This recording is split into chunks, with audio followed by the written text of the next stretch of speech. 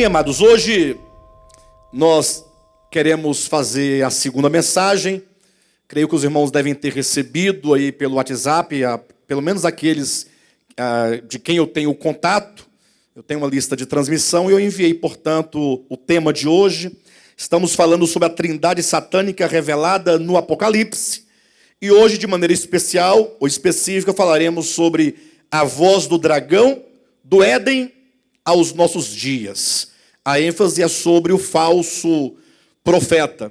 Quando nós usamos o termo trindade, cuidado, porque esse termo, embora sempre nos soe de maneira muito sagrada, porque sempre ouvimos falar acerca da Santíssima Trindade, a Trindade que é o Pai, o Filho e o Espírito Santo, referindo-se a Deus, estamos usando esse termo trindade para se referir a três que, em comunhão de mente, de consciência e de coração, têm um projeto contra Deus e contra o plano de Deus. É uma trindade maligna, constituída pelo dragão, de quem falamos na semana passada, do falso profeta, de quem falaremos hoje, e do anticristo, de quem falaremos na semana que vem. Então, ao falarmos desses três, nós estamos dizendo, olha, existe uma obra que está acontecendo no mundo ao longo de toda a história, e muitas vezes nós passamos despercebido acerca disso. Ou seja, muitas vezes nós não estamos atentos ao que está acontecendo no mundo espiritual. E olha, eu vou dizer para vocês algo, nós ignoramos muitas coisas, mas muito mesmo. Muitas coisas nós não damos atenção e elas estão acontecendo no mundo espiritual, no mundo invisível, está acontecendo nos corações, nas mentes, nas almas, e portanto essa série, assim como a série anterior do Reino de Deus, é um convite, é um chamamento, a um despertamento e a uma reorientação do nosso olhar para aquilo que está acontecendo no mundo espiritual e que nós precisamos não somente nos atentar a essas coisas, mas sobretudo tomar o devido cuidado para que nós caminhemos na verdade de Deus. Eu quero começar convidando os irmãos a lerem comigo dois textos da Bíblia. O primeiro é Gênesis capítulo 3, e o segundo se encontra em Apocalipse capítulo 13. Gênesis capítulo 3, somente o versículo 4. Mas eu quero que você leia, eu sei que você já leu esse texto, eu sei que você já ouviu esse texto várias vezes, mas hoje eu quero que você leia com seu entendimento e com seu coração. Então, a serpente disse à mulher: é certo que não morrereis. Se eu perguntasse para vocês qual é a palavra-chave deste versículo, vocês arriscariam em qual delas? Se fosse de você escolher aqui neste versículo uma palavra-chave, que palavra você escolheria?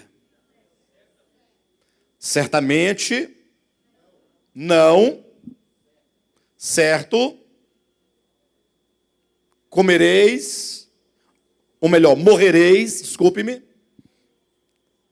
Alguém arriscaria a palavra certa? Qual é a palavra nuclear dentro de uma oração, de uma sentença?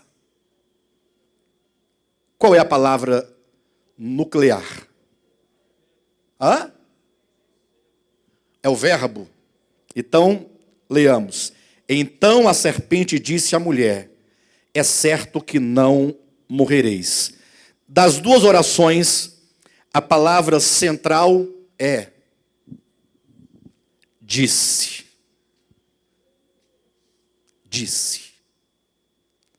Não há outra palavra neste texto e nestas orações que tem maior significado do que o verbo dizer. Porque imagina só, leia comigo novamente. Então, vê que não dá muito, né? Serpente, certamente, não morrereis. Tanto é que se você ler o versículo, a pergunta a ser dita é: o que fez a serpente? Ora, ela disse. E somente então você vai perguntar: o que foi que ela disse? Então nós temos aqui, logo no início da história, mesmo nessa construção mítica da história da queda do homem, nós temos o falar. Há um falar desde o início, mas é um falar que está se contrapondo a outro falar. Veja comigo no capítulo 2 de Gênesis, versículo 16 e 17. E o Senhor Deus lhe deu esta ordem: de toda árvore do jardim comerás livremente, mas da árvore do conhecimento do bem e do mal não comerás, porque no dia em que dela comeres, certamente morrerás. Ou seja, Deus deu a sua palavra. Deus, desde o princípio, avisou ao homem, desde o começo da história, que Deus apontou ao homem o caminho da vida. Ou seja, se o homem quiser viver, se o homem deseja no seu coração viver e viver eternamente, ele precisa atentar à voz de Deus. Então Deus não simplesmente cria o homem, mas Deus fala ao homem. Deus, ele aponta o caminho da vida. Ele diz: olha, a árvore do conhecimento não pode ser tomada pelo homem para ser a fonte da sua existência. Entre a árvore do conhecimento e a árvore da vida, o homem deve viver por meio da vida. E o conhecimento adquirido serve tão somente para nos levar cada dia mais a uma experiência mais profunda da vida eterna. Lembra do texto de João, capítulo 17, versículo 3, quando Cristo disse: a vida eterna consiste em, ou a vida eterna é esta, que te conheçam.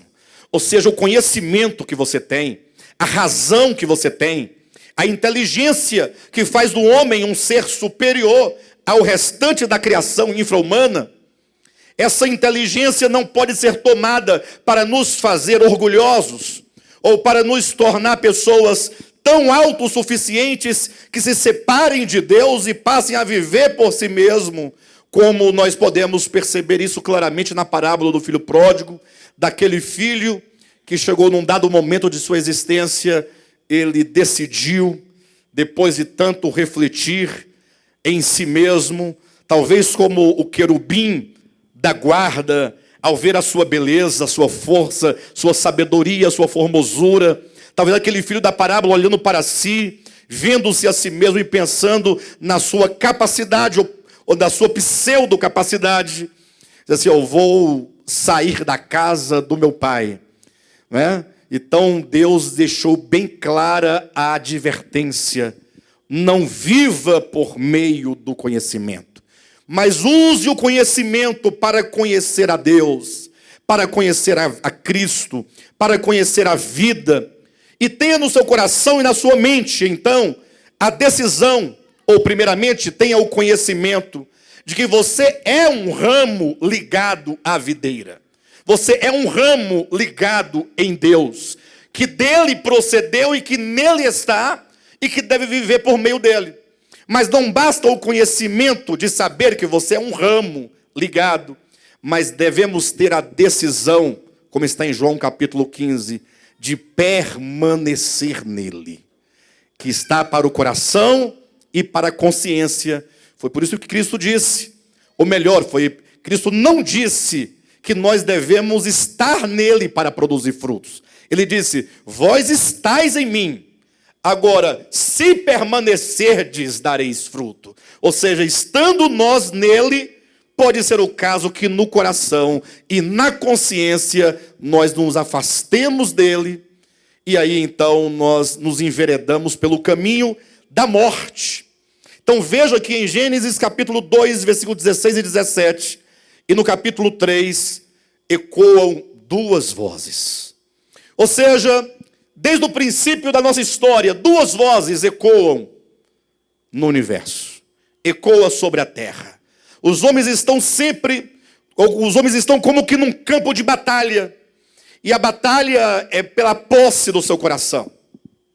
Há uma luta pela posse da sua consciência, há uma luta pela posse da sua alma. E essa luta, essa guerra, essa batalha, ela não ocorre senão por meio de palavras, por meio das duas vozes que estão ecoando. A voz de Deus, que está dizendo: o caminho da vida é este. Não viva independente do Pai. Mas tem uma outra voz. Então a serpente disse. A serpente reage ao falar de Deus. E ela vai dizer exatamente o oposto daquilo que Deus disse. Deus disse: se fizerdes deste modo, morrereis. E a serpente então começa a ecoar a sua voz no mundo dizendo: é mentira, você não vai morrer. E do mesmo modo como nós vimos na semana passada, que a serpente, ela se desenvolveu e foi se desenvolvendo de serpente a dragão, lembram? Que lá em Apocalipse capítulo 12, versículo 9, é dito que João viu um dragão no céu, e sobre o dragão é dito que o dragão é grande e vermelho, e esse dragão se chama o diabo. Ou seja, o crescimento de serpente a dragão, entendam vocês, significa que, primeiramente, Lúcifer caído era apenas uma consciência, único, era pequeno, tinha força, mas tinha pouca força. Era só uma consciência contra Deus e todo o universo. Mas ele conseguiu a terça parte dos anjos, ele arrastou para si a terça parte dos anjos.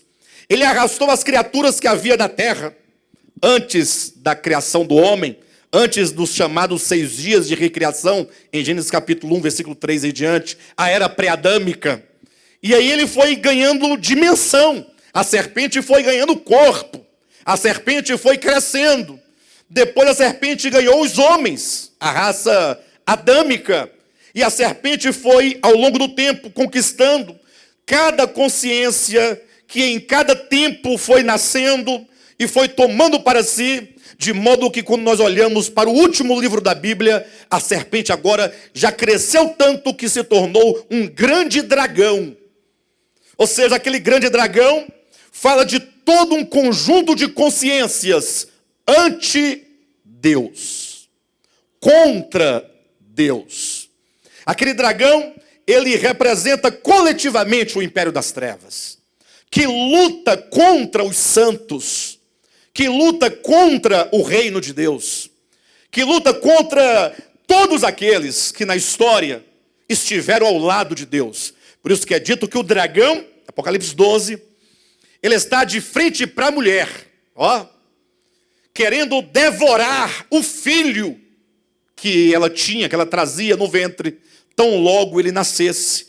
Porque o dragão sabe, porque o diabo, a instância maior do mal, que é o Lúcifer caído, e todos os anjos caídos, e todos os demônios, e mesmo os homens caídos, maus e perversos, todos eles não querem a vitória de Deus.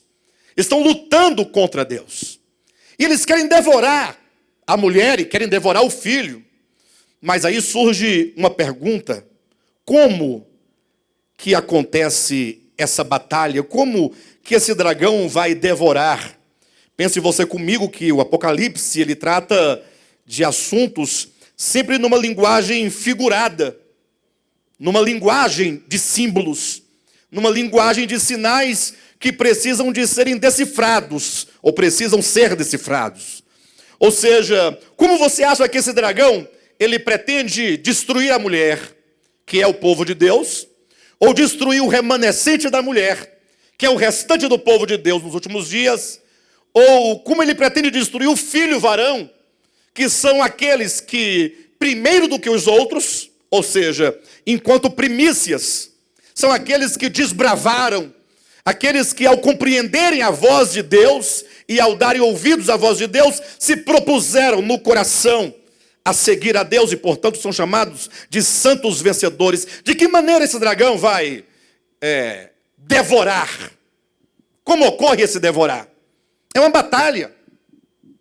Você vai ver por aí, porventura, algum dia um dragão atrás de você dizendo: eu sou o dragão do Apocalipse 12 e eu vou te devorar. Será que é assim? Como será que ocorre, meus irmãos? Talvez o nosso grande problema em nossa leitura da Bíblia é que nós lemos e entendemos tudo, mas nós nunca perguntamos como. Você pode talvez saber toda a Escritura, as histórias. Você pode saber verdades profundas do partir do pão, do batismo, do novo nascimento, sobre o arrebatamento dos santos vencedores. E depois de toda a igreja, você pode saber sobre novo céu e nova terra, segunda vinda de Cristo. Mas muitas vezes me parece que as coisas não acontecem em nós, porque sabendo de tudo, sabemos apenas os conceitos, mas não sabemos como essas coisas ocorrem, porque elas estão ocorrendo, mas nós não sabemos como estão ocorrendo, não temos tal conhecimento e nos tornamos presa fácil. Leia comigo o capítulo 13 de Apocalipse, a partir do versículo 11. Vi ainda outra besta emergir da terra. Possuía 2 chifres, parecendo cordeiro, mas falava como dragão.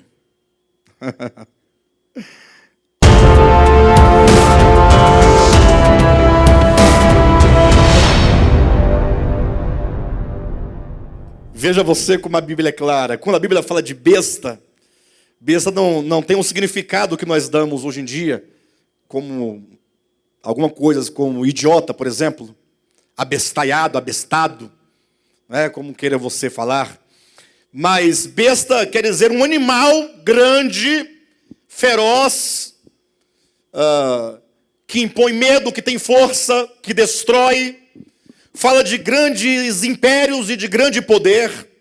Por exemplo, quando querendo falar sobre o Império Romano, capítulo 13, a partir do versículo 1, do Império Romano fala que é uma besta, é um grande poder, é um grande império. E agora, de repente, o Apocalipse fala de uma outra besta, portanto, de um outro império, de um outro poder. Um poder que está a serviço, primeiramente, do dragão. Porque o dragão é o começo de tudo. Por isso que é dito que, tendo esta besta a aparência de cordeiro, quando diz que tinha 2 chifres, aí logo, se tem chifre, deve ser coisa do cão, por causa dos chifres. Mas esses chifres aqui, é como que os chifres de um cordeiro. Entende? Para sinalizar que ele parece. Quando você olha para esta besta, ela tem uma aparência de cordeiro. Sabe o que significa dizer que tem aparência de cordeiro? Tem aparência de Cristo. Tem aparência de cristão. Vou usar o termo, tem aparência de cristianismo, no melhor entendimento da palavra cristianismo. Ou seja, se você não atentar para o fator essencial, você vai ser enganado e você vai seguir esta besta achando que está seguindo a Cristo. Pastor, como eu posso saber? Vi ainda outra besta emergir da terra, possuía 2 chifres, vírgula, parecendo cordeiro, vírgula, mas falava. Olha essa expressão. Mas falava como o dragão. Assim como a serpente se desenvolveu de Gênesis 3 a dragão, aquela serpente que fala, ela se desenvolve também a uma grande besta falando. Essa besta do Apocalipse capítulo 13 é esta aqui, ó. Abra sua Bíblia no capítulo 19 de Apocalipse, para você saber exatamente quem é esta besta. Capítulo 19 de Apocalipse, versículo 20. Mas a besta foi aprisionada, e com ela o falso profeta, que com os sinais feitos diante dela, seduziu aqueles que receberam a marca da besta e eram os adoradores de sua imagem. Vejam que aqui fala da besta e do falso profeta. Apocalipse 13 fala de duas bestas. Ou seja, a primeira besta, Apocalipse capítulo 1, versículo de 1 a 10, representa o anticristo, que é a primeira besta que está lá em Apocalipse capítulo 19. Só que essa segunda besta que parece cordeiro e fala como dragão, leia de novo, versículo 12. Ela exerce toda a autoridade da primeira besta na sua presença. Faz com que a terra e seus habitantes adorem a primeira besta, cuja ferida mortal fora curada. Também opera grandes sinais, de maneira que até fogo do céu faz descer a terra diante dos homens. Seduz os que habitam sobre a terra, por causa dos sinais que lhe foi dado executar diante da besta, dizendo aos homens que habitam sobre a terra, que façam imagem à besta, aquela que ferida a espada sobreviveu. Essa besta que faz sinais, que seduz os homens, e que até fogo do céu fará descer a terra diante dos homens, é o que no capítulo 19 claramente se diz, é o falso profeta. Interessante que quando fala aqui do falso profeta, que é essa segunda besta, diz no versículo 13, também opera grandes sinais, de maneira que até fogo do céu faz descer. Por que tem essa ênfase, e até fogo do céu? Porque se faz grandes sinais, eu imagino que descer fogo do céu faz parte dos grandes sinais. Não haveria necessidade alguma de você colocar à parte um dos sinais que a besta faz, que o falso profeta faria. Porque diz que faz grandes sinais e até fogo do céu. Eu pergunto, fazer descer fogo do céu não é um grande sinal? Não já está contido na expressão, ela faz grandes sinais, não já está aqui dentro? Porque dentro de grandes sinais, eu tenho tantos sinais, incluindo descer fogo do céu. Mas é porque isso é uma referência àquele evento do Antigo Testamento, quando é dito que os profetas de Baal ali estavam lutando contra Elias, lembra? Elias chegou diante do povo. O povo de Deus, o povo de Israel, estava indeciso entre dois pensamentos. Por que dois pensamentos? Por que estavam indecisos entre dois pensamentos? Por causa das duas vozes. Porque sempre houve, sempre haverá, pelo menos até o último dia, duas vozes ecoando. A voz da serpente, ou que seja a voz do dragão, ou que seja a voz do falso profeta, ou que seja dos falsos profetas. Ao longo da história, essa voz, e tem a voz de Deus. E Israel estava indeciso entre dois pensamentos. Será que porventura nós também não estamos indecisos entre dois pensamentos? Pastor, eu não estou indeciso. Ora, a indecisão, esse dilema, não se exprime tão somente quando você para e começa a pensar, será que eu vou por aqui ou por ali? Mas a indecisão se dá quando nós, no nosso viver, no nosso andar, na nossa prática de vida diária, nós vivemos numa letargia espiritual, querendo e não querendo,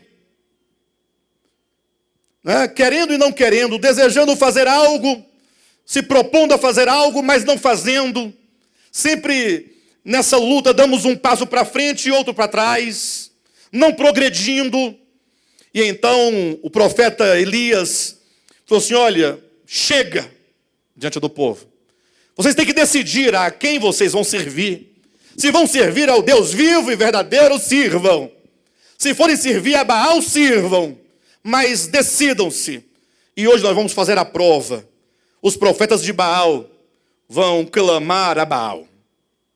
E eu, profeta do Altíssimo, vou clamar ao Deus Altíssimo.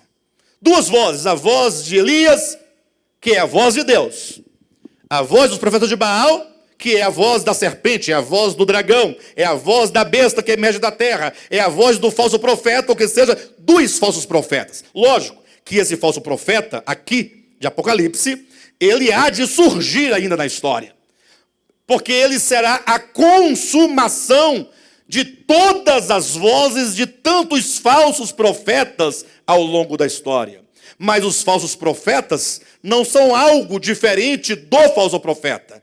O falso profeta a surgir é a consumação de todos. É o ápice do engano. Então, naquele momento, Elias se propôs a clamar. Os profetas de Baal também iriam clamar. E a quem Deus atendesse, porque fizeram um sacrifício, fizeram um altar. O Deus que respondesse por fogo, este era o Deus verdadeiro. Vocês sabem da história já, né? Que os profetas de Baal oraram, clamaram, jejuaram e fizeram tudo o que era possível fazer. Inclusive se cortavam para tentar agradar ou chamar a atenção de Baal, mas nada. Sabe por quê? Porque Baal não é Deus. Porque o diabo não é Deus. Então, naquele momento, Deus impediu que o maligno fizesse qualquer sinal para que ficasse evidenciado quem era o Deus verdadeiro. E então, quando Elias clamou, Deus enviou fogo do céu e consumiu aquele altar ou aquela oferta. Então ficou na história essa ideia. O Deus que responde com fogo é verdadeiro. Aí de repente aparece no final dos tempos um falso profeta, fazendo inclusive descer fogo do céu, para que você diga assim, olha, não pode, tem que ser de Deus. É de Deus. Quantas vezes nós não vemos situações e situações ocorrerem e você fica pensando, você que é aqui de volta à palavra, você fica, mas será mesmo, gente? Será mesmo que o que eu estou vendo não é de Deus?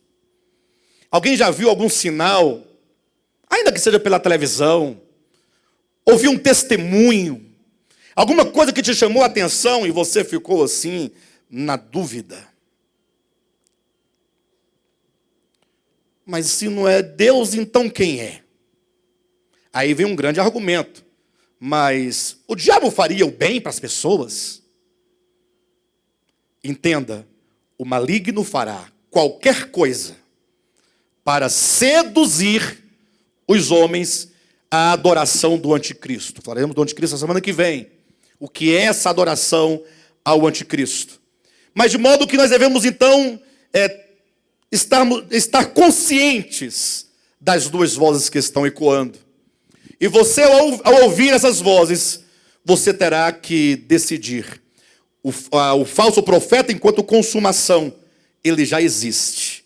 Ele já existe enquanto espírito, enquanto mistério, enquanto ministério. Entenda, existe um ministério profético do maligno.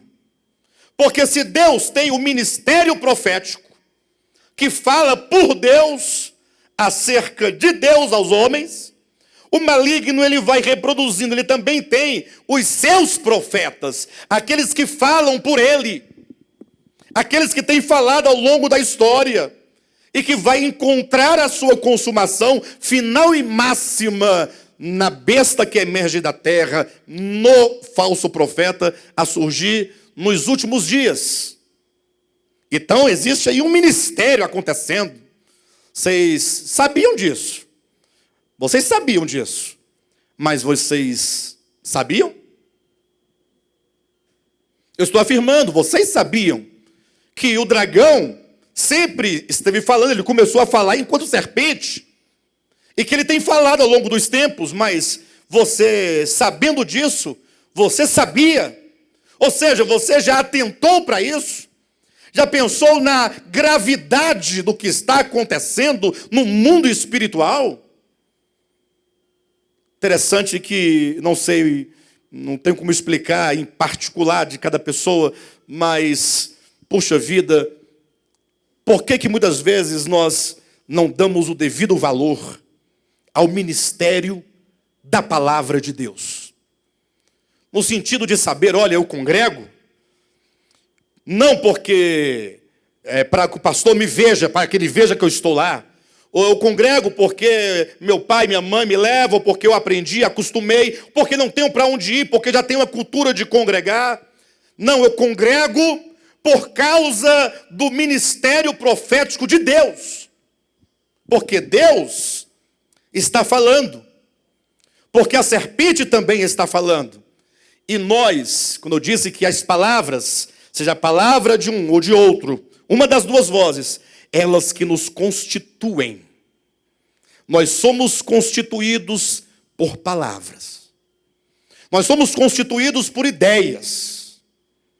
Nós somos constituídos de ideologias. Nós somos constituídos de tudo aquilo que é imprimido, ou impresso, ou inscrito dentro de nós. Então é uma coisa muito séria quando se fala em congregar. Pastor, eu posso congregar na igreja mais próxima de minha casa? Não, não pode. Ah, mas por que não? Tem que ser na sua? Também não. Você tem que congregar onde o ministério da palavra de Deus está em atuação. Onde Deus fala, como diz em Provérbios 30, versículo 5, toda a palavra de Deus é pura. Onde a palavra de Deus está sendo ministrada com pureza, para que essas palavras nos constituam. A voz da serpente, a voz do dragão, a voz do falso profeta, desse ministério profético do mal, da trindade satânica, ela ocorreu tanto no Antigo Testamento, quanto no Novo Testamento, quanto nos nossos dias. Eu fiz essa divisão, para vocês entenderem. Quando chegamos ao capítulo 10 e 11 de Gênesis, por exemplo, vamos encontrar a grande figura de Nimrod.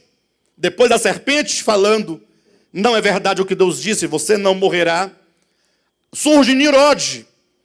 Talvez tenham outros, né? Eu apenas estou pontuando, o tempo não me permite citar tantos, mas Nimrod é uma figura central, é um ícone de falso profeta, de um representante da serpente, de um representante do dragão, de alguém que se levanta para promover a rebelião, ou primeiramente, para promover o afastamento dos homens de Deus, e para promover um exército, para que eles construam para si um reino, para si um império.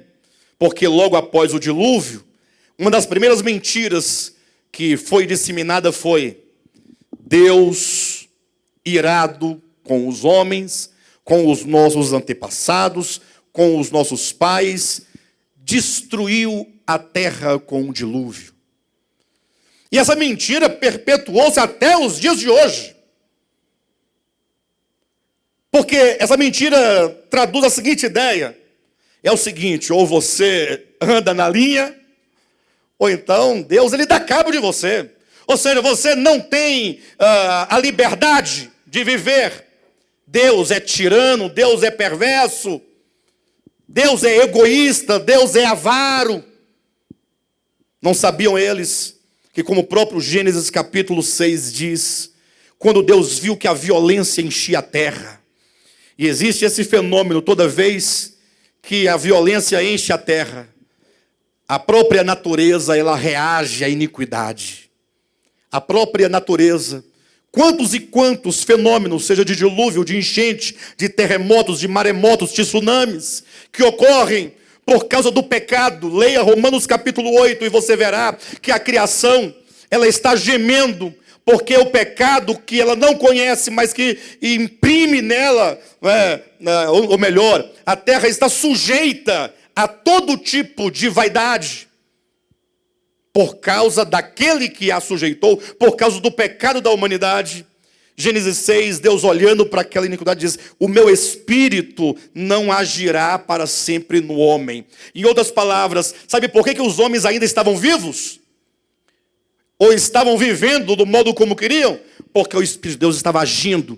De que maneira? Lá fala sobre a graça comum. O que é a graça comum?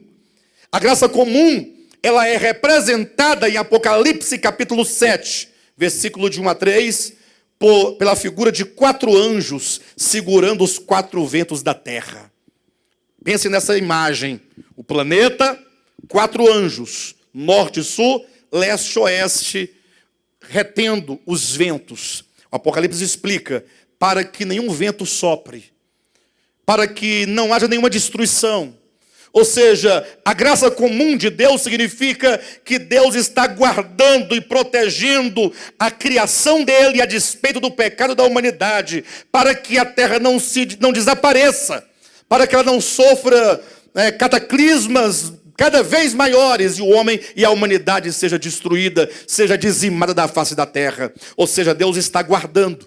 Então lá em Gênesis 6, Deus fala: o meu espírito não agirá para sempre no homem. Em outras palavras, eu vou permitir que os homens sigam até o ponto em que eles colham o fruto do seu próprio trabalho, o fruto das suas próprias obras. Exatamente o que diz em Gálatas capítulo 6, versículo 7. De Deus não se zomba. Não vos enganeis. É palavra de Deus, é a voz de Deus, é ministério da palavra dizendo: não vos enganeis. De Deus não se zomba. Mas por que não se zomba de Deus? Porque Deus vai ficar irado e vai me matar com a foice? Vai mandar um anjo com a espada para me degolar? Não. Porque o texto está dizendo: porque aquilo que o homem é o homem, não é Deus. Aquilo que o homem semear é uma semente. O que aconteceu em Gênesis 6, o grande dilúvio, é o fruto de uma semente. Aquilo que o homem semear, isso também ceifará. O homem ceifa, ele colhe o fruto da semente que ele planta. E portanto, Nimrod, depois de tudo isso, reuniu todo mundo depois do dilúvio e começou a falar e começou a discursar. Nimrod provavelmente era um grande orador. Cuidado com os oradores. Um bom orador, aquele que tem um bom discurso, quão facilmente seduz as pessoas. Vocês sabiam que os grandes oradores dominam sobre os homens? Os poderosos, eles são sempre bons oradores. Porque a palavra é o que conquista, é o que convence, é o que ganha. E Nimrod deve ter discursado da seguinte maneira: pessoal, pensem um pouco comigo, venham todos vocês. Ele reuniu aquela geração pós-diluviana e começou a dizer: imaginem vocês, o que Deus poderá fazer conosco, hein? Caso a gente não siga o caminho que Ele deseja. Porque Ele quer nos obrigar, Ele quer nos obrigar. Interessante que até hoje me parece que há uma mensagem desta, mais ou menos, embora num outro viés, mas o sentido é o mesmo. Porque me parece, talvez você possa testificar disso, que nós, os crentes, nós servimos a Deus pelo medo dele, pelo medo do inferno, pelo medo do lago de fogo, da morte eterna, pelo medo da macumba. Porque quando nós éramos orientados a fazer algo para Deus, só fazíamos sob ameaça. Olha, se não fizer, Deus vai fechar as janelas do céu, hein? Aí nós fazíamos. Nós tínhamos entusiasmo. Nós frequentávamos reuniões durante a semana quase todos os dias. Quantos de nós aqui não íamos praticamente a semana inteira para os cultos? Às vezes só segunda-feira que não tinha nada, que não tinha uma reunião. Mas é a terça de oração, é a quarta do estudo, é a quinta do culto de doutrina, é a sexta da libertação, é o sábado que é o culto de alguma coisa, é o domingo que é o culto da família, celebração, e ali empenhado toda a vida. Mas de repente você entendeu pela voz do ministério da palavra de Deus que em Cristo não há nenhuma condenação. Você aprendeu, você entendeu pela voz profética de Deus de que nenhuma condenação há para os que estão em Cristo Jesus, de que Cristo já se fez maldito por nós para que a bênção prometida a Abraão nos alcançasse, que em Cristo nós somos mais do que vencedores, que nem a morte, nem a vida, nem principado, nem potestade, nem altura, nem profundidade, nem largura, nem nada pode nos separar do amor de Deus. Você entendeu? Aí de repente você perdeu o medo. Não tem mais medo do inferno. Você sabe que aquele que começou a boa obra em vós há de completar até o dia de Cristo Jesus. você perdeu todas as motivações, aí você ficou um cristão apático. Mas você era tão vivo, mas você era tão fervoroso, você era tão fiel nos dízimos, nas ofertas, nos pactos, nas fogueiras. Você fazia o possível e o impossível. Você até muitas vezes era humilhado, mas o homem de Deus pode humilhar, porque é o homem de Deus, você nem se sentia humilhado, embora fosse. Você era governado, você era dominado, você era mandado. E você estava ali, mas de repente acabou.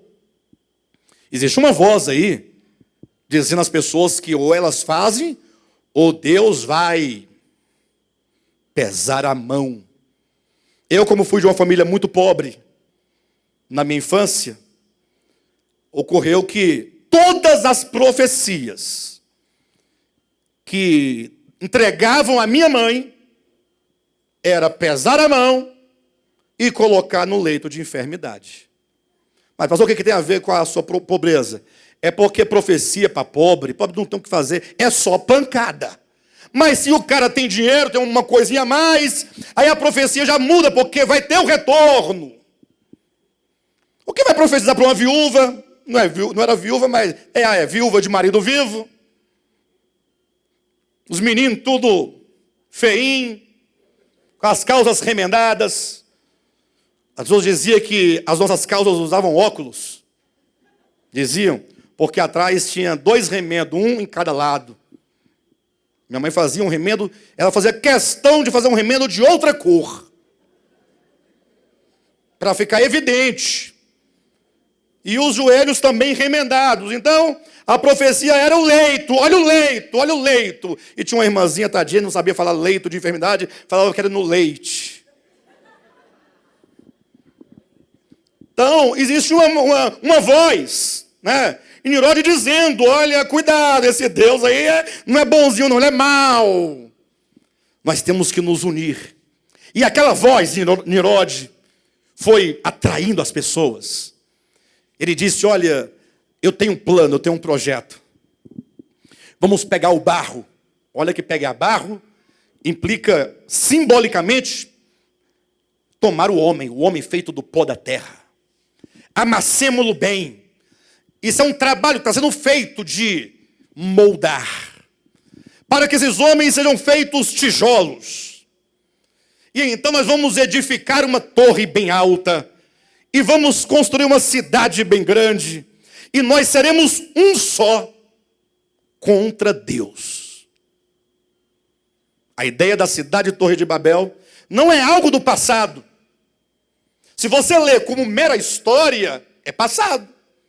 Mas e não é que a Babel aparece lá no Apocalipse com uma grande Babilônia?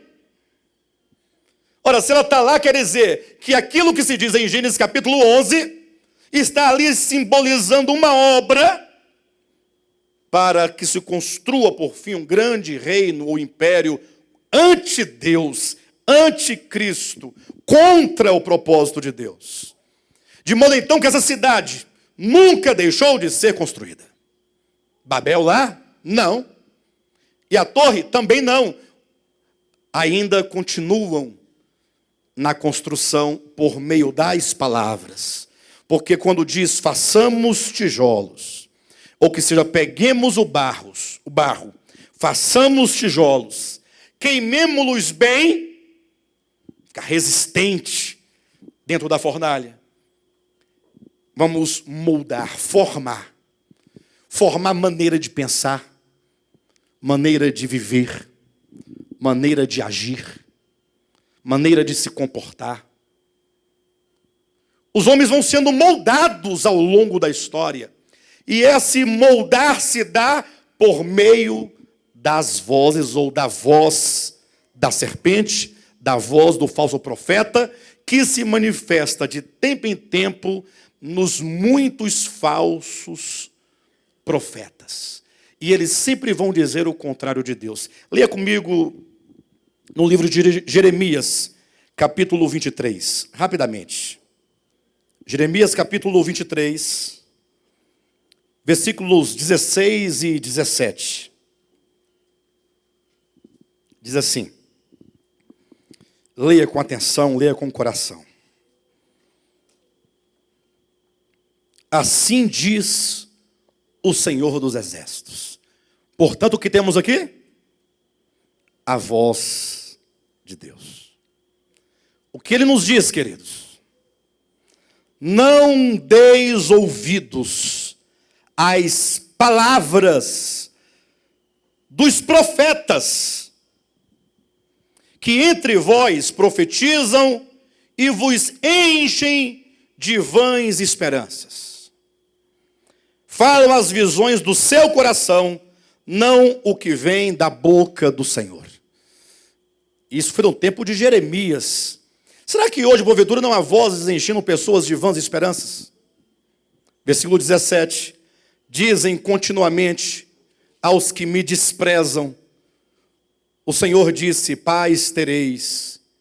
E a qualquer que anda segundo a dureza do seu coração, dizem, não virá sobre vós o mal.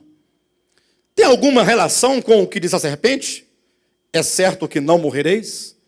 Irmãos, Deus está nos dando sempre a direção, apontando o caminho da vida e sempre advertindo, olha, se você tomar este caminho, este é um caminho de morte.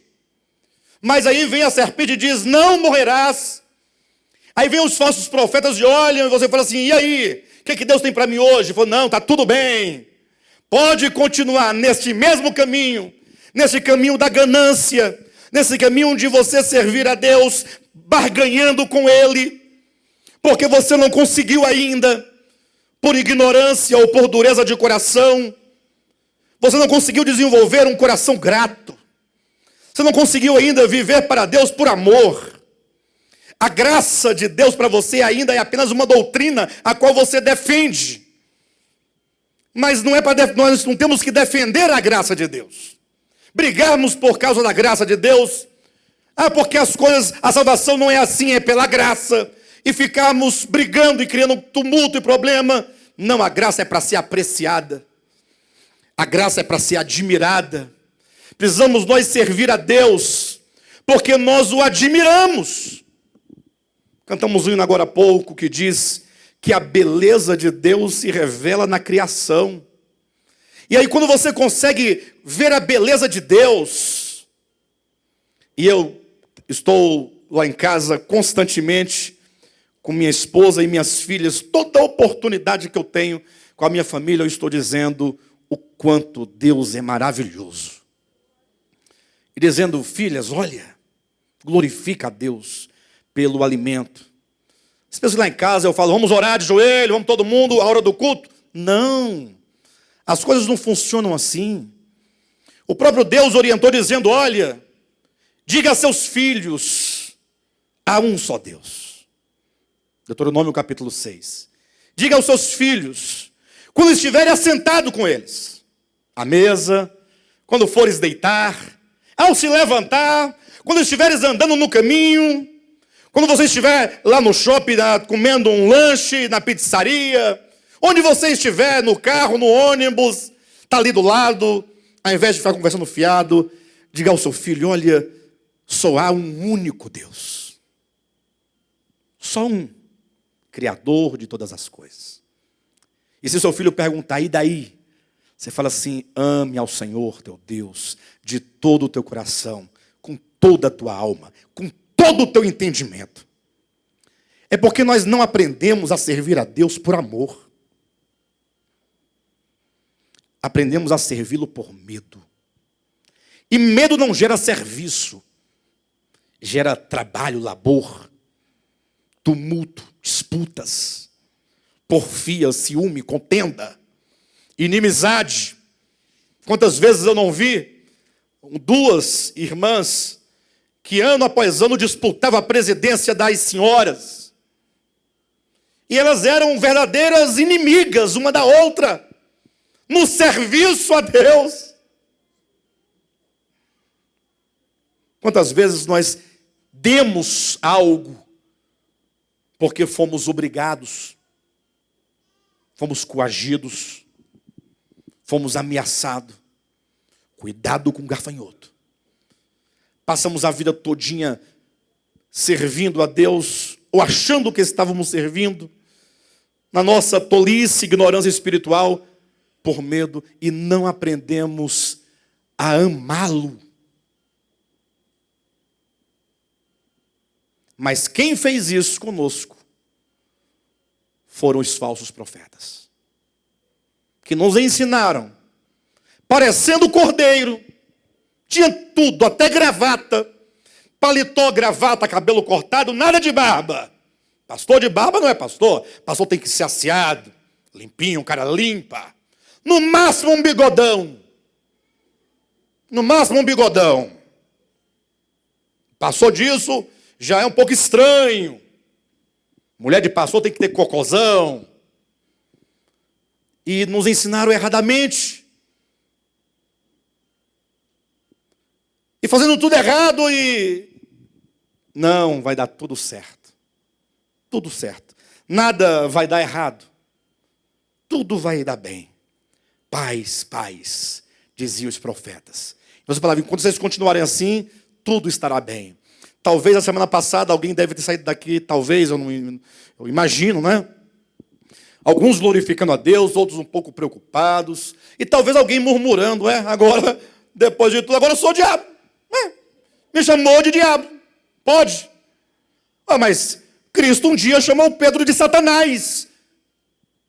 Leia o texto de Mateus 16, que você vai ver direitinho. Quando Cristo diz a Pedro, não é dito no texto que Jesus disse ao Satanás que estava dentro de Pedro, como muitos entendem. O texto não diz isso. Disse o Senhor a Pedro, : arreda Satanás. Ou seja, Pedro, neste momento, quando você diz, Senhor, isso de maneira alguma te acontecerá, porque Cristo havia dito que ele ia para Jerusalém, que ele ia morrer, porque não existe outro caminho de redenção senão a morte, porque sem morte não há ressurreição. Em outras palavras, não há novo nascimento sem morte. Se alguém diz para você que você nasceu de novo, mas não exige a morte do ego, então está se opondo à palavra de Deus, é Satanás. Então, a semana passada alguém pode ter saído assim, está ficando cada vez mais difícil naquela igreja. Eu estou até pensando em mudar porque as palavras não são boas para o meu ego. Lógico, a pessoa não diz para o meu ego, que é tudo camuflado. Nós nos enganamos constantemente. Nós usamos boas palavras para esconder o que somos. Talvez dizendo assim, tão ali direto, ajudando, tal, agora eu sou Satanás, só faltava esta. Isso é Deus dizendo, filhos, quando nós vivermos, ou melhor, quando tomamos atitudes na nossa vida, muitas vezes estamos agindo pelo Espírito, não de Deus, mas pelo Espírito maligno. Não é que você esteja possesso, mas é algo que foi constituído na sua mente. Então é Deus dizendo, olha, por esse caminho aí não há paz. Por esse caminho aí você não vai reinar com Cristo. Essa é a ideia. Por esse caminho as coisas não dão certo. Você desagrada a Deus. Então, os falsos profetas sempre vão jogar um bálsamo, um óleo, para você ficar ali. Ou seja, sempre falarão palavras muito boas, muito agradáveis. Não é sem razão que agora, nas igrejas, o que está pegando em todo lugar é o tal do coach. As pregações todas para dizer assim, olha, você é a coisa mais linda de Deus. Você é a menina dos olhos de Deus.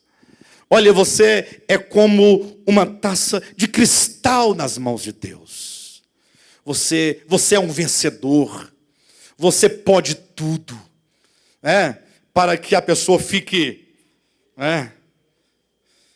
orgulhosa. Porque se dizer a palavra diferente, a pessoa não vai mais, ela não quer ouvir isso. Então nós precisamos ouvir tudo o que precisamos ouvir. Em outras palavras, se viverdes por meio do conhecimento, da autossuficiência, não dependendo de Deus, não lhe rendendo graças, não lhe dando a glória que é devida, não se curvando diante dele, não dependendo dele, certamente morrerás. Ah, mas eu sou cristão. Olha, não vamos discutir calvinismo aqui. Deus disse, este caminho é de morte, não tem jeito. Certamente morrerás. Ah, mas e a doutrina da salvação, uma vez salvo, para sempre salvo? Isso é doutrina. Deus disse, se viverdes por meio desse conhecimento dessa árvore, porque comerdes do fruto, lá em Gênesis capítulo 2, versículo 17, significa viver por meio de. Ou seja, se você fizer do seu conhecimento um meio para se gloriar, para se elevar, tornar-se independente de Deus, como diz Jeremias 17, versículo 5, maldito o homem que confia em si mesmo, que faz do braço mortal a sua força, a sua capacidade, que aparta o seu coração do Senhor, ele será como um arbusto seco no deserto. É verdade. Por isso que às vezes nós não entendemos tantas coisas pelas quais nós passamos. Tantas angústias, tantas famílias se destruindo, se acabando, tudo se dissolvendo, tudo dando errado. Tanta depressão, tanta coisa. É certo que nem sempre depende da gente algumas coisas. Às vezes nós sofremos por causa de outros, né? Nós não vivemos só neste mundo. Mas está dito, será como um arbusto seco no deserto, habitará numa terra deserta, inóspita e salgada. Então é preciso que nós ouçamos a voz de Deus. E como diz o texto, não deis ouvidos às palavras dos profetas que dizem aos que me desprezam. Você está desprezando a Deus e o profeta está dizendo assim, olha, calma, paz tereis. Terei paz tereis, fique tranquilo. Esse tipo de mensagem, muito cuidado. Não deis ouvidos. Isso é Antigo Testamento. Se formos para o Novo Testamento, nós vamos encontrar uma série de outros textos. Me acompanhe. 1 João capítulo 4, versículo 1. Rapidamente, é importante que você leia na sua Bíblia. Porque lendo, você vai se certificar de que o que estamos dizendo está escrito, está fundamentado. Capítulo 4, versículo 1. Amados, não deis crédito a qualquer espírito. Vou parar por aqui, porque daqui a pouco eu vou ler esse texto de novo. Então, qual é a palavra? Não deis crédito a qualquer espírito. Antes provai os espíritos se procedem de Deus. Por quê? Porque muitos falsos profetas têm saído pelo mundo afora. Olha, no tempo de João, no tempo do Novo Testamento, enquanto a composição desses livros, ou seja, no primeiro século da era cristã, nos primeiros 100 anos, muitos falsos profetas. Já no ano 90, nós estamos no ano 2018, né? 2018. Já no ano 90. Há quase 2000 anos já se dizia, muitos. Não são poucos não, são muitos falsos profetas que têm saído do mundo afora. Veja aí no texto de 2 aos Coríntios, capítulo 11. 2 aos Coríntios, capítulo 11. E eu tenho uma grande preocupação. E eu quero dizer à igreja, não quero que ninguém se ofenda e que ninguém ache que eu esteja com falsa humildade ou com algum tipo de arrogância.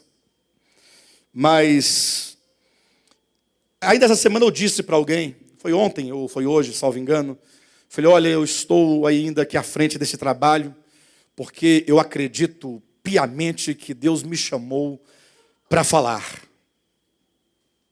Deus me chamou para falar. Ou seja, eu tenho uma convicção de que é pequenininho o papel que eu estou cumprindo na história. É pequenininho, quase que não dá para ver em relação aos grandes homens da história. Mas eu quero cumprir esse pequeno papel. E aqui no texto de 2 Coríntios capítulo 11, essas palavras de Paulo, elas se identificam muito, ou eu me identifico muito com essas palavras. Diz assim: quisera eu me suportasseis um pouco mais na minha loucura. Suportai-me, pois.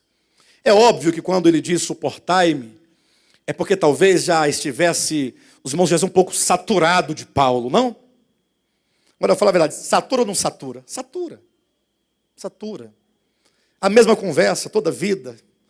Parece uma goteira, não muda o assunto e vai. Tal. Mas ele pede, olha, suportai-me. Por quê? Versículo 2.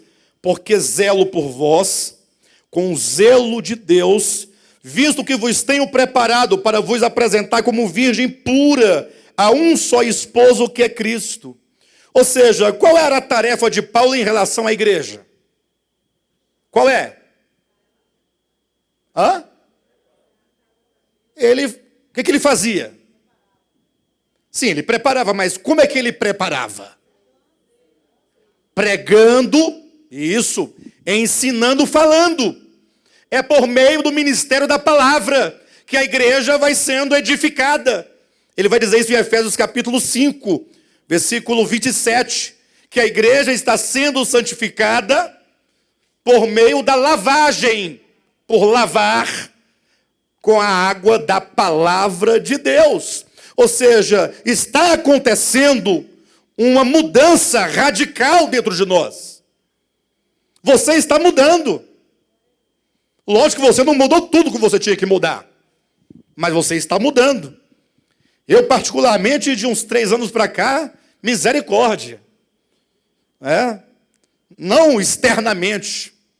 O que eu cometi de erros em 3 anos para cá na minha vida foram muitos, mas foram necessários para que eu pudesse me conhecer, conhecer a Deus, conhecer o que é o homem, conhecer a natureza humana. E aí isso vai gerando em nós mudanças profundas, no sentido de que eu sei, eu não posso confiar em mim mesmo, na minha capacidade, na minha força, na minha habilidade, no meu conhecimento. Não posso fazer isso. Aí começa a mudar. Aí de repente, talvez a igreja também muito ajudada, porque a igreja olha para os homens, os pastores, e fala assim, aí começa uma certa idolatria. O que tem de idolatria sobre pastores não é brincadeira. Pastores que são tidos como pessoas intocáveis. É preciso que isso seja desconstruído, para que todos possam olhar unicamente para Cristo. É preciso. Então, a palavra está nos lavando. Não pense que você não vai errar. Não, enganado. Pelo contrário, quanto mais a luz se aproximar de você, quanto maior a luz da sua consciência no seu coração, mais você verificará os seus erros. Mais eles ficarão evidentes, porque a luz ilumina para mostrar o que tem. João capítulo 3, lá no finalzinho, diz que os homens se afastaram da luz, porque as suas obras eram más. E eles se afastaram para que as suas obras não fossem mostradas, arguidas, não fossem vistas. Então se aproxime da luz. E ao se aproximar, não se espante, porque você vai ver muita coisa aí dentro. Muita coisa. Mas é o processo, é necessário, você precisa ver, você precisa enxergar dentro de você. Deixa que a luz ilumine e te mostre, por meio da meditação da palavra. Deus te colocará em circunstâncias e você vai começar a se conhecer. Quem não se conhece, quem não conhece a si mesmo, não pode sofrer nenhuma mudança, nenhuma transformação. Aquela palavra que estava lá no portal de Delfos é verdadeira. Conheça-te a ti mesmo. É verdadeiro. E hoje mesmo eu dizia para uma pessoa, eu falava, olha, as pessoas elas têm um olhar muito subjetivo. Essa nossa subjetividade ela é muito egocêntrica. Raramente ocorre de alguém olhar um episódio, uma situação, com um olhar objetivo, sem juízo, sem julgamento, porque nós sempre estamos certos, nós nunca estamos errados. Já observaram? Sempre estamos certos em tudo, e todos estão errados sempre. Na nossa relação, ninguém nunca diz: não, pessoal, para aí, eu errei, eu cometi este erro, e eu preciso pedir o perdão e me quebrantar, e eu preciso de mudanças. Então a luz, ela vem para isso, para tirar de nós essa subjetividade egocêntrica. Porque não existe tirar a sua subjetividade, porque você é um sujeito, e como tal terá a sua subjetividade. Ela só não pode servir ou ser usada a serviço do seu ego. Entende o que eu estou dizendo? Paulo disse que ele zela pela igreja. Esse zelo consiste em quê? Versículo 3. Ou melhor, versículo 2. Em preparar a igreja. Mas nesse preparo, atenção, nesse trabalhar do ministério apostólico, ou que seja da palavra apostólica, existe um inimigo. Versículo 3. Mas receio.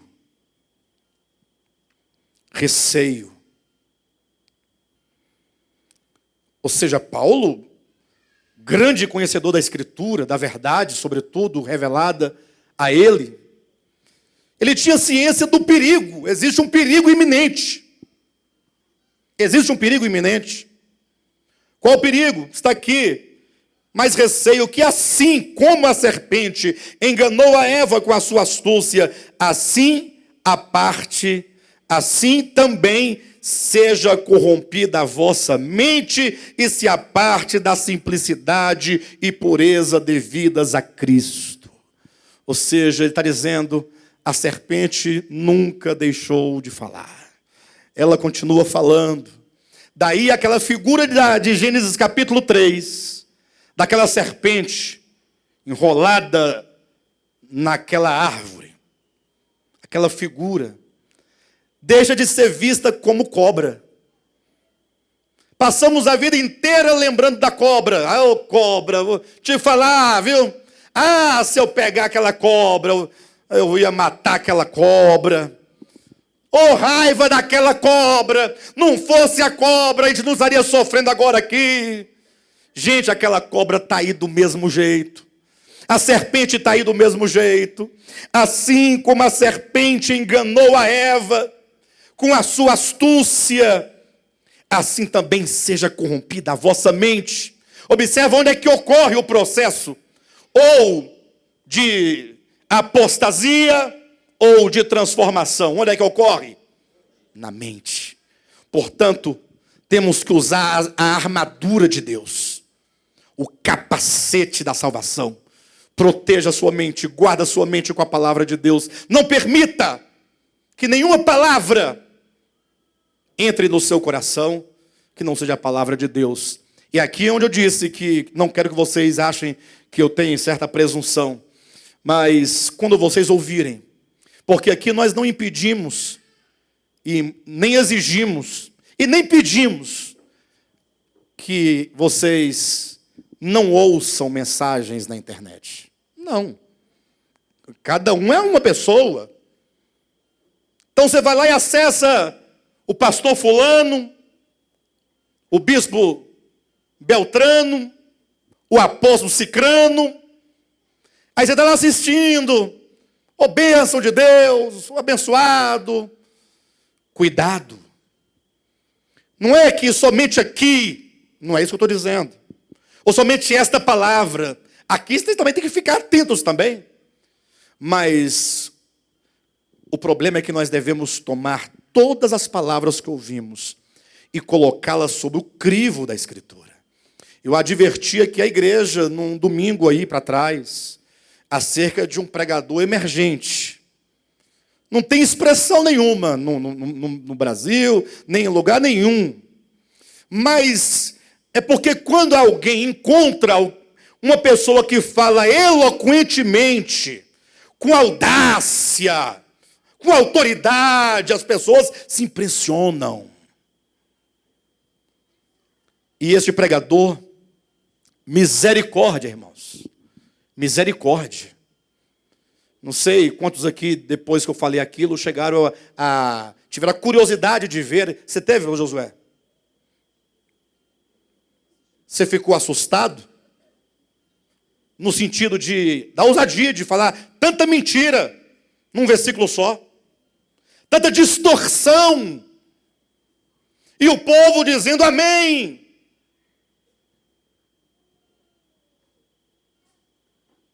Porque ele distorce todos os verbos, ele consegue manipular os verbos para que o texto pareça dizer aquilo que ele quer que diga. Ele chegou ao ponto de dizer o seguinte: olha, esquece tudo da Bíblia, fica só com Paulo, porque Pedro não é de Deus, porque João não é de Deus, porque Tiago não é de Deus, porque Mateus não é de Deus, Lucas, só Paulo. E os textos de Paulo, ele manipula todos também. Misericórdia. Igreja, em nome de Jesus, se existe um ministério que está acontecendo, ou seja, a voz de Deus, desde o Éden, está falando. Quantos profetas falaram no seu tempo, na sua linguagem, na sua cultura, adequado àquele período. Veio o verbo encarnado falando, vieram os apóstolos falando, e ao longo da história Deus está falando. Deus nunca deixou o seu povo sem profeta. Sempre houve pessoas para falar por Deus, mas paralelamente aos falsos profetas. Olha o versículo 4. Se na verdade, vindo alguém, prega outro Jesus, que não tendes pregado, ou se aceitais espírito diferente que não tendes recebido, ou evangelho diferente que não tendes abraçado, a esse de boa mente o tolerais. Esse é um texto que, para manipular, é muito fácil. Esse texto é um exemplo de como pode ele ser manipulado. Se eu dissesse para vocês aqui, olha, vejam, irmãos, vocês têm que tolerar aqueles que pregam um falso evangelho. Está aqui, ó. Se na verdade, vindo alguém, prega outro Jesus, atenção, que não temos pregado, ou se aceitais espírito diferente que não tendes recebido, ou evangelho diferente que não tendes abraçado, a esse, de boa mente o tolerais. Vocês têm que tolerar. E aí? Eu estou enganando vocês agora. Porque o texto não está dizendo para você tolerar. Ele está dizendo, a esses vocês toleram. Mas a mim, que estou pregando o evangelho de Deus, eu preciso pedir que vocês me suportem. Os outros, vocês recebem de boa mente. Ou seja, eu nem condeno vocês, porque vocês o fazem até de bom coração. Porém, saiba, o Espírito não é o Espírito de Deus. O Evangelho é outro.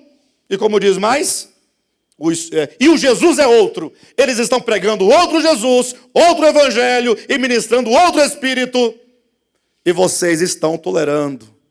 Porque quando diz aqui, a esse de boa mente o tolerais, basta você conjugar o verbo tolerar. Eu tolero. É uma afirmação ou uma ordem? Eu estou afirmando ou estou ordenando? Eu tolero. Tu, ele, nós, vós, a esse de boa mente o. Então eu estou dizendo, vocês estão tolerando. Vós tolerais. É uma afirmação. Eu não estou ordenando. Ou seja, ele está dizendo, igreja, em nome de Jesus, por que vocês toleram aquele que prega outro Jesus? Vocês toleram o que pregam outro evangelho. Vocês toleram o que ministra um outro espírito. E quanto a mim, eu tenho que pedir para vocês que vocês me suportem um pouco mais. Não tem uma coisa errada? Olha, capítulo 11 ainda, lá no finalzinho, no versículo 13 em diante. Porque os tais, gente do céu, que palavra, hein? São falsos apóstolos. Olhem para mim. Quantos apóstolos há hoje no Brasil? Eu não sei o número. Tem bastantes. Inclusive esse que eu acabei de falar, que manipula, se intitula apóstolo. Eu achei duas coisas estranhas. Ele, conversando, teve uma pequena entrevista, e quem entrevistava era da sua igreja, da sua congregação, e ele dizia para este suposto apóstolo, né? As tuas ovelhas, é estranha essa palavra. Mas ele não é pastor, então as ovelhas... Não! As ovelhas são de Cristo. João capítulo 10 é claro. Aquele que toma as ovelhas de Cristo para si é ladrão. As ovelhas não pertencem aos homens. A homem algum. Pode ser papa, pode ser bispo, pode ser apóstolo, dê o nome que você quiser. As ovelhas são de Cristo, porque Ele a comprou com o seu precioso sangue. É dele. E encerrou a entrevista dizendo que ele pudesse ir em paz lá para o seu reino, a sua congregação. Muito estranho. Mas eu perguntei quantos apóstolos há no Brasil. Talvez você se lembre agora de 1, 2 ou 3. Não precisa falar nome de ninguém. Você sabe que está cheio de apóstolos aí, não sabe? Agora, se Paulo está dizendo que há falsos apóstolos, olha o versículo 13. Porque os tais são falsos apóstolos. E eu não estou dizendo que esses são. Eu estou dizendo que Paulo diz que há falsos apóstolos. Você já parou para ponderar e para considerar que existem falsos apóstolos ou não? Porque as pessoas, quando fala apóstolo fulano, elas, por causa do nome, já recebem com alegria. O apóstolo vai estar em tal lugar, pronto. Se é apóstolo, só pode ser de quem? De Deus. Não. Pode ser apóstolo de Deus, ou pode ser apóstolo do diabo. Pode ser uma das vozes, ou pode ser uma das vozes que está ecoando a voz da serpente e que está construindo um grande homem chamado o falso profeta. Porque os tais são falsos apóstolos, vírgula. Aí começa a dar para entender um pouquinho mais, né? Obreiros, eles são obreiros. Se são obreiros, é coisa boa ou não é coisa boa? Obreiro é aquele que trabalha na obra. Mas esses são obreiros fraudulentos. Poxa vida. Vocês sabem o que é fraudulento? Obreiros fraudulentos, vírgula, transformando-se em apóstolos de Cristo. Por que transformando-se? Lembra lá que o falso profeta, a besta que emergiu da terra, que tinha 2 chifres, parecendo cordeiro? Você só vai identificar o falso apóstolo e o obreiro fraudulento quando você ouvir a voz, porque a aparência é de cordeiro, mas a voz é de dragão. Então você tem que saber qual é a voz do dragão. Como saber? É pelo tom da voz, se é grave, se é aguda, barítono. Como é que você vai saber? Pela mensagem. Fique atento ao que ele está dizendo. Essa palavra glorifica ao Senhor ou glorifica o homem? Essa palavra me torna servo de Cristo ou me faz sócio com Ele? Essa palavra é um convite para eu ser sócio, né? 50% para cada um das cotas da empresa. Essa mensagem me convida a barganhar com aquele a quem todas as coisas pertencem. Essa palavra, porventura, não está indo de encontro ao ensinamento de Cristo. E não é de se admirar porque o próprio Satanás se transforma em anjo de luz. Não é muito, pois, com seus próprios ministros. Então, estes são os ministros de Satanás. Satanás tem ministros. Satanás tem uma economia. Satanás tem um plano. Ele forma uma trindade. Ele tem um projeto. Ele está trabalhando. Ele tem um ministério profético. Ele tem os seus ministros. Ele tem os seus apóstolos. Ele tem os seus pastores. Misericórdia. E aí veja, para os irmãos entenderem melhor. 1 Timóteo, rapidamente. São tantos textos, capítulo 6, versículo 3 em diante. Para você entender, conhecer a voz do dragão, da serpente, do obreiro fraudulento, do falso apóstolo, se alguém ensina outra doutrina. Ou seja, há uma doutrina. Há uma doutrina a ser pregada. Doutrina não enquanto código de conduta, mas há uma mensagem. Se você ler João capítulo 7, versículos 15, 16 e 17, disse que os líderes de Israel ficaram perguntando como este homem chamado Jesus sabe as sagradas letras sem tê-las estudado, porque ele não estudou nas escolas lá dos rabinos de Jerusalém. E Jesus respondeu: olha, a minha doutrina não é minha. Nem o próprio Cristo ousou trazer a sua própria doutrina. Eu não posso trazer a minha própria doutrina. Não, pastor, você não está entendendo, porque cada igreja tem a sua doutrina. Quem já ouviu isso? Pastor, cada igreja tem a sua doutrina, tem que respeitar. Isso é dar a mão por cima dos muros. Uma tal de unidade mentirosa, uma pseudo-unidade. Na verdade, é uma verdadeira unidade para o engano. Jesus disse: a minha doutrina não é minha. Eu estou falando de João capítulo 7, 15, 16, 17. Mas daquele que me enviou. Se alguém quiser fazer a vontade dele, conhecerá acerca da doutrina, se ela é minha ou se procede de Deus. E aqui diz: se alguém ensina outra doutrina, voltando para Timóteo, e não concorda com as sãs palavras do nosso Senhor Jesus Cristo e com o ensino segundo a piedade. Aí aqui ele colocou uma expressão forte. Se alguém ensina outra doutrina, isso é muito claro, mas ele colocou algo a mais, e não concorda. Você concorda com as palavras de Jesus Cristo? Você concorda? Você está de acordo com os seus ensinamentos? Não estou perguntando se você pratica todo o ensinamento, mas você, o seu coração, se alegra com aquilo, com tais palavras? E se porventura você erra, porque você vai errar muitas vezes, você está num processo de transformação, você se entristece porque o seu comportamento está em desarmonia com o ensinamento de Cristo, que é segundo a piedade. Porque muitas vezes nós não concordamos. Porque muitas vezes nós achamos o ensinamento de Cristo um absurdo. Ah, pastor, isso é um absurdo. Isso é um absurdo. E já teve pessoas que chegou para mim, com deboche. E quem é que vive isso aí? Esse tal do amor. Esse tal. Olha o desprezo. Isso tem que nos humilhar, nos quebrantar.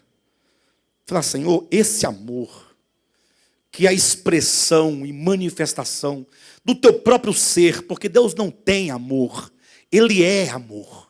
Deus é. A natureza de Deus é todo amor. Senhor, eu preciso dessa natureza. Não. Ficamos rindo, achando graça. Ah, é? E você faz isso? E você faz deste modo? Paulo está dizendo: se alguém não concorda, irmãos, nós temos que concordar. Nem que seja para nos entristecer com nós mesmos. Mas uma tristeza segundo Deus, Paulo disse, que gera arrependimento. Arrependimento é mudança. Mudança na consciência. A palavra arrependimento é metanoia. Mudança que ocorre na mente ou no coração. Então, se alguém ensina outra doutrina, não concorda com as 6 palavras de nosso Senhor Jesus Cristo e com o ensino segundo a piedade, tal pessoa é enfatuado. Aí ficou fácil. Por que ficou fácil? Leia Mateus, Marcos, Lucas e João. Mas não leia para conhecer as histórias, os milagres. Aquele dia que Jesus entrou em Jericó. Aí outro fala, não, ele não estava entrando, ele estava saindo de Jericó. Não, para com isso. Leia o Evangelho. E toda vez que disser assim, olha, disse Jesus. Aí você ouve o que ele está dizendo. E outra vez, disse Jesus. Aí você ouve com o coração. E contou-lhe Jesus uma parábola. Leia, ouça. O que ele está dizendo nessa parábola? O que ele está ensinando? Isso é luz. São palavras que devem ser digeridas. Como já dizia Machado de Assis, que o bom leitor tem no seu cérebro 4 estômagos. Ou o cérebro do bom leitor tem 4 estômagos. Para você comer. Aí depois você vai ali ruminar, torna a mastigar. E depois você rumina de novo. E você fica ruminando as palavras de Cristo. Guarda no teu coração as palavras de Cristo. Vai lendo o Evangelho. E você vai ouvindo a Cristo. Esquece o que o cego disse, o que a mulher disse, o outro disse, o que o diabo disse. Eu quero saber o que Cristo está dizendo. Porque Ele está nos ensinando a doutrina do Pai, a mensagem do Pai, a verdade do Pai a nós. Aqueles que não concordam ou ensinam outra coisa, é infatuado, nada entende, mas tem mania de questões e contendas de palavras, de que nasce inveja, provocação, difamações, suspeitas malignas. Então daí você também vai identificando, porque onde houver, atenção, onde houver contendas de palavra, de que nasce inveja, da contenda de palavra, nasce inveja. Então, onde tiver a inveja, provocação, difamação, suspeitas malignas, você já sabe que o espírito ali não é de Cristo. Já viu Jesus com suspeita maligna? Já viu Jesus com inveja, com provocação, difamação? Foge. 5. Altercações sem fim. Não para de contender, de falar sempre a mesma coisa. Tem gente que faz questão de pegar a história do outro, que já virou museu, e carrega a vida inteira. Tem uma pessoa que fala de mim, tem 20 anos, a mesma coisa. Para as mesmas pessoas. 20 não, mais precisamente 18. Né, André? Você conhece. Toda vez falou do Alexandre, a mesma conversa. Sem fundamento nenhum, nem de fato, nem de Bíblia, nem de nada. É porque a pessoa vive em altercações sem fim. Conta-se a história de que uma pessoa viu uma moça muito bonita passando perto de um rio. Ela tinha que atravessar o rio. E ela estava com medo porque o rio era um tanto caudaloso. E a pessoa ficou de longe observando quando viu aproximar-se um homem. A moça era bonita, o homem aproximou-se. E o homem disse à moça, você quer atravessar o rio? Ela, sim, eu gostaria, mas eu estou com medo. Falou assim, se você quiser eu posso atravessá-la. E ela permitiu, ele a tomou nos braços e atravessou o rio com ela. Colocou do outro lado, a moça seguiu o seu caminho e ele foi embora. Simples assim. Não é simples ou não?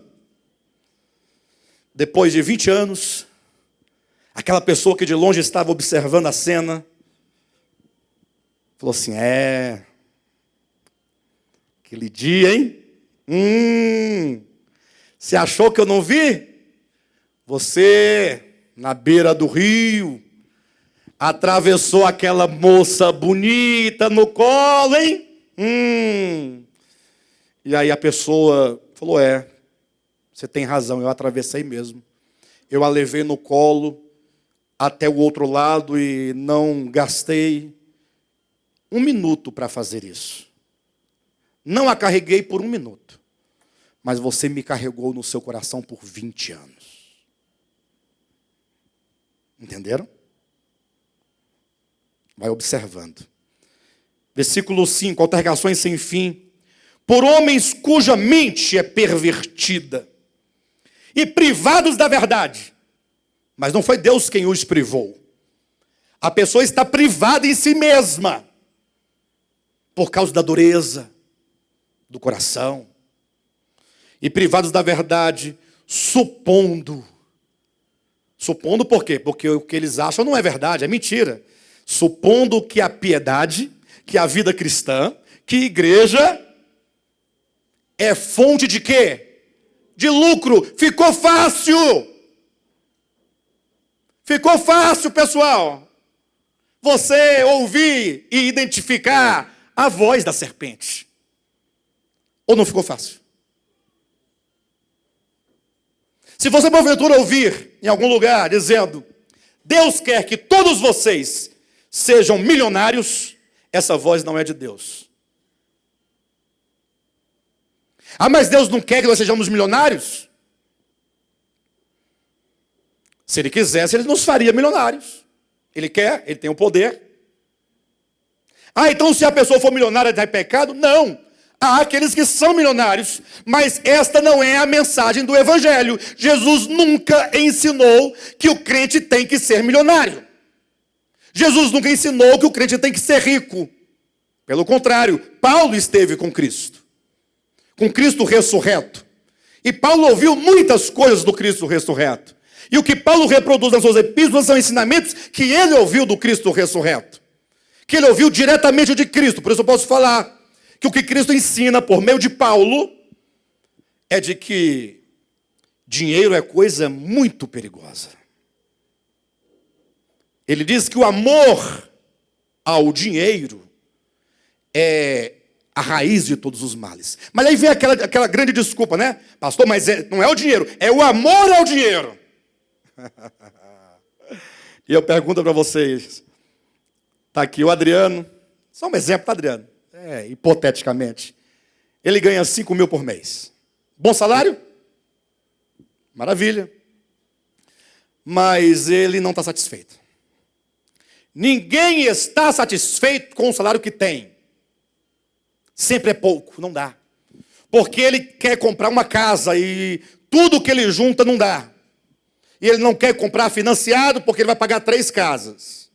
Ah, mas se ele vai pensar, se eu ganhasse 10, aí daria porque eu faria assim assado. Se ele ganhar 10, ele ficará insatisfeito. Porque todo alvo alcançado se torna obsoleto e o nosso ego sempre vai estabelecer um novo alvo. 15, 20, 30. Quem ganha 200 milhões ainda vai atrás de políticos para ver se ganha mais. Não vai ou não vai? Gente, que coisa boa. O cara é dono de uma empresa enorme, o cara está podre de rico, é só ficar tranquilo, viver bem, servir a Deus, servir o próximo. Não, vai preso. Por quê? Mas não era suficiente? Nunca é. A igreja não deve pregar dinheiro. Eu costumo dizer, o dinheiro é um mal necessário. Temos que vestir, temos que comer, pagar o aluguel, pagar água, o colégio da criança, pagar isso, pagar aquilo outro. Mas devemos ouvir as palavras de Cristo. Não podeis servir a 2 senhores, a Deus e às riquezas. Porque ou você vai amar a um e aborrecer o outro, ou vice-versa. Então está aqui claramente aqueles que pensam, não é, que a piedade é fonte de lucro. Ficou fácil de você agora identificar, pelo menos esse aspecto ficou fácil. E eu quero, portanto, encerrar com mais um texto, apontando mais um detalhe. Mateus capítulo 7. Mateus capítulo 7. Eu estou saltando vários textos, viu, irmãos? Que eu coloquei aqui, que eu precisava tratar, mas eu tenho que reduzir o máximo. Mateus capítulo 7, a partir do versículo 15. Jesus começa dizendo: acautelai-vos dos falsos profetas, que se vos apresentam disfarçados em ovelhas, mas por dentro são lobos roubadores. Jesus adverte. Falando destes, no 21 ele continua dizendo: nem todo o que me diz Senhor, Senhor entrará no reino dos céus. Pronto. Outra dica. Ele diz Senhor, Senhor. Aí ele sobe ao monte e leva um tonel de água nas costas, jejuando, se humilhando no monte, homem de oração, homem de jejum.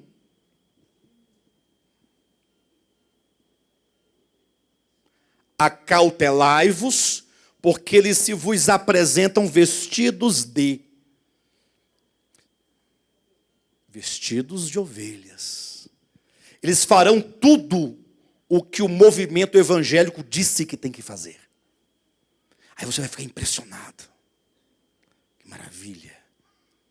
Ainda vai fazer assim, Não me recordo do pastor da minha igreja subir ao monte.